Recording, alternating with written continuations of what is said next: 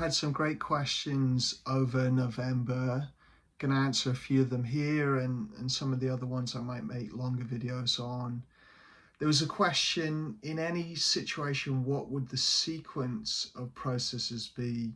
What comes first, acceptance, diffusion, mindfulness, going after values, or anything else? And really, there might be a progression here. In the beginning, it's often good to follow dropping anchor in the sequence. So we're acknowledging thoughts and feelings first. Maybe we're coming back to our body, we're engaging in the world around us, and we're doing it in that kind of sequence. And then we might add in values if we're feeling low on motivation. So it's hard to face and engage in life and facing fears and struggles and difficulties. We might add in self-compassion if we're being particularly self-critical or harsh to ourselves and we have the inner critic firing up. So you could follow the practices like that, but then as we go on, we're wanting to use the skills in response to the difficulties. That means if I'm engaging in my life and I have a load of difficult intrusive thoughts, if we're talking about OCD or anxiety disorders, and I have the urge to do mental compulsions and ruminate and analyze, then I'm using my diffusion skills with thinking to come back to the present moment. Whereas if I'm experiencing a big amount of feeling in the body and I'm having a panic attack or I'm having more sensations of anxiety, I'm going towards acceptance, I'm acknowledging the feelings, and then I'm engaging back into life. So there isn't like a right way to do it. It can be good to learn it the way the ACT techniques have been formulated by people like Russ Harris and then Stephen Hayes, and I'm sort of giving my interpretation based off my own recovery and working with clients in therapy. But really, we're wanting to get to a place where we're using them responsively to whatever difficulty is coming up, whether it's thoughts, images, verbal thoughts, feelings, emotions, body sensations, or urges. If we're having the urge to do a behavior that we want to surf, e.g. a problematic coping mechanism like staying up too late and we know we need more sleep, we're trying to urge surf that. So yeah, we're using those skills responsively as things come back. So you could begin with just practicing them as they are in the videos, getting your head around what you're using them, and then trying to get them to a place where they're more intuitive for you and you're able to just use them as you need them. I guess related to this, there was the question of, is value checking a mental compulsion, i.e. reassurance seeking? For example, I'm checking values inside like this: am I kind or am I accepting myself, my feelings? Is this wrong in mental compulsion? Yeah, I mean, I think anything can be used as a mental compulsion if the function is to try and reassure ourselves, to get rid of difficult feelings, to predict the future and control uncertainty.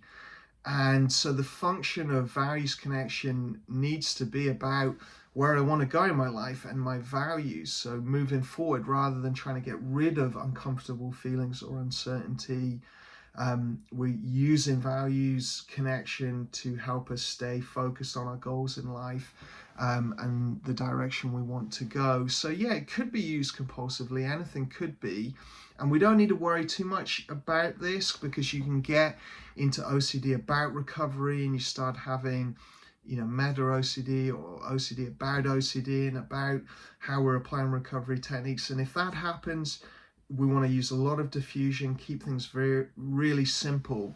And we're not sort of asking myself about values and sort of ruminating about them. Instead, I'm just choosing them. So in the question, there's, am I kind or am I accepting of myself, my feelings? Well, the values there are kindness and acceptance. So we just choose them, try to practice them, cultivate them, try to diffuse the rumination that's attacking what we're doing. And then just live our values and get really engaged in the moment. So you got to watch out for your mind resisting recovery, analyzing the practice, analyzing the sequence of things. That could be the case. These questions are from the same person, so it could be that, on the one hand, it's good to understand what you're trying to do and the rationale for it. The other hand is watch out if your mind is looping back over and over, trying to understand, exactly what do I do here, when do I do this. And I like the analogy from ACT where think of it like riding a bike. You don't fully understand riding a bike. You don't read hundreds of books to be able to do it. If you did that, you would be focused on, like, is my balance right? Is my foot in the right place? Am I looking in the right way? Is the right pressure? And we'd fall off the bike. So the ideal thing with riding a bike is you get on it and you wobble around and you learn by doing. And it's very much the same with the ACT practices, that we learn by doing. So, these are helpful questions, but also be aware that you could fall into this pattern of doing analysis about the technique. There was a question about existential OCD and really it coming up around people and feeling very detached. So I start to believe that people aren't real and the world I'm living in is all made up in my head. I'm living in the matrix. These thoughts are very distressing. I've lost interest in things. I know that these thoughts are very absurd, but my brain keeps telling me to find a definite answer. So we see the OCD cycle of an uncertainty and trying to cope with it. I'll sometimes ask my friends if they're real and they'll laugh at me and give me a sarcastic answer like, no, I'm a robot. Yeah, so there's a lot in this question. And I guess, the last part, we've got to choose who we get support from. And of course, we've got to try not to reassurance seek for the best OCD recovery. So in a way, you want to choose the right people to share your pain with. I mean, I chuckled a little bit as I said that before, because I had the same experience of sharing this with some people and being very invalidated. And that's painful, right, to be in that experience. So you got to choose very carefully who you share your OCD with, and people with good emotional intelligence, with high empathy, who will be understanding and validate, but also will learn very quickly that they need to not reassure you and fall into that pattern. And instead, you need to be able to tell them, I'm struggling right now, I'm a bit in my head, can we do some activities together and talk about some non-OCD things and try to get engaged in life together. OCD, existential OCD, will often show up around people because it's very much, a lot of it's around, am I connected, isolation. Sometimes with existential OCD, we have this core fear about not enjoying our life. Lots of core fears, it's not the only one, but one with this is like, if I'm disconnected from people, if I'm the only one here, then is this real? Is life real? Can I enjoy it? There's a lot of that kind of fear. And so really we've got to try to use our skills when we're around people. So be using diffusion, acceptance, engagement, trying to work on not ruminating, not checking, not monitoring whether things feel real or not and people feel real or not, and instead just accept and engage and trying to connect with people as best we can, even if our brain is saying they're not real and this is all an illusion. The more you get out the compulsion, suddenly you hit a point where it doesn't seem that important. A lot of people who don't struggle with OCD, if you ask them this, they take life at surface value, a lot of people, and they just see it as it is in their experience, that it feels like there are people and it feels like life is real and everything else. But if you press them and you say, well, you don't really know that, what do you know? Well, they'll say things like, well, I don't know, I just live my life anyway, and if that's the case, well, it feels real, so let's just live it as if it's real. And so obviously when you're struggling with OCD, you can't just switch to that, but we are trying to get that attitude of like, I can't fully solve this problem with rumination and compulsions. I have to accept this uncertainty, and I have to live my best values life that I can, and try to work on that so that we get to a place where we can live with this existential uncertainty and still choose what matters. And of course, people with existential OCD can be triggered by the word choose and free will. But again, yes, people make convincing arguments both sides of this, but I don't think anyone has definitively proved anything. And there's just an uncertainty. And so we're better to live as if we have choice, and we can create meaning through our values-based choices and our actions each day. And, people will say, that oh gosh, because of all this existential uncertainty, then nothing matters, or everything's meaningless, or these sorts of things. But actually, if we come back to our simple sensory experience, what we're doing in this moment, the choices we make are pretty important. If I get stabbed in my leg, there's no amount of existential ruminations going to convince me that that isn't important to take care of and do something with. And it's obviously a dramatic example, but I'm pointing at the antidote is so often with this stuff is to get out of the existential rumination, which is not solving anything and can't solve it, and to get more engaged in moment to moment life. And more connected with values and goals that we simply choose and don't have to justify to existential OCD. And here we apply this in our social connections. So I would urge the question asker to choose who you share this stuff with. Doesn't mean you have to get rid of all your old friends because they're a bit mean in their humor. We've all got friends like that. I certainly do, and I certainly can be that person, I'm sure, at times as well.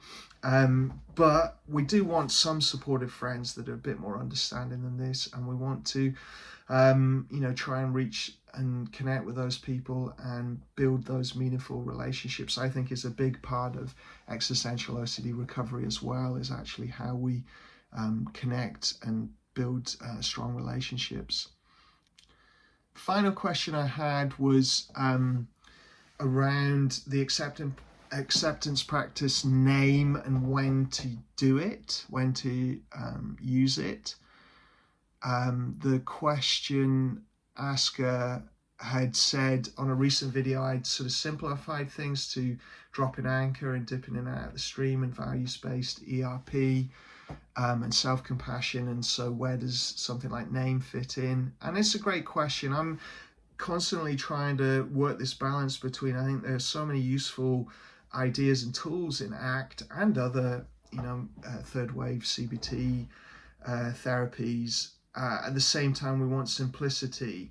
So the way I would see it, the answer to that question would be, you have this simple progression that I'm using with people purely for simplicity, so that you're not having to think about loads of different ideas and options when you're in the middle of struggle.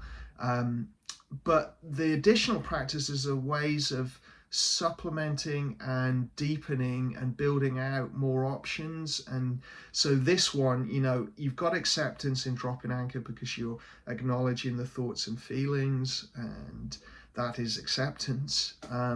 But then if we're still struggling with body sensations, emotions, urges, sensations in the body, we can go to something like name to deepen this, because we're turning towards the feelings in the body to improve and increase acceptance over time. Now, someone in the beginning, when they're in crisis, this can be too intense to turn towards emotions and too overwhelming, and in which case dropping anchor for overwhelm, check that practice out and get more external focus. But as we build up our acceptance skills and we get deeper with that, actually it can be really good to turn towards something uncomfortable and difficult like panic, and deconstruct it into separate pieces, the tightness and air hunger, the pounding of your heart, the knot in your stomach, the dizziness, the shakiness. Take it apart into pieces and work acceptance on one at a time. And that can really deepen this acceptance of feelings. So that you really can observe them and be with them and let them be there without struggle. So yeah, name would be a way of doing that. So for someone struggling with sensations in the body, anxiety in the body, that's a practice there that I would turn to over time, when we are willing and able to turn towards the emotion. But you could also include it in dropping anchor. So at the first stage, the acknowledging phase, you can put name in there and do that. And name is one of the options. There's also, Russ Harris says, tame. There's the rain practice of Tara Brach that a lot of people use in mindfulness. There's breathing space in MBCT. There's stop in DBT. So any of these short mindfulness practices are just good ways to learn to work with thoughts and feelings. So it doesn't have to be name either. It's one I like, again, because of simplicity. And Russ Harris, his approaches have been so helpful to me. So I use a lot of his tools. But really any short mindfulness practice when we're learning to turn towards things and then give our full attention to life is very helpful. So hopefully that clarifies a bit. Also, this person said, thank you for all the free resources on YouTube, and it's very helpful for third world countries where people might not have access to therapy.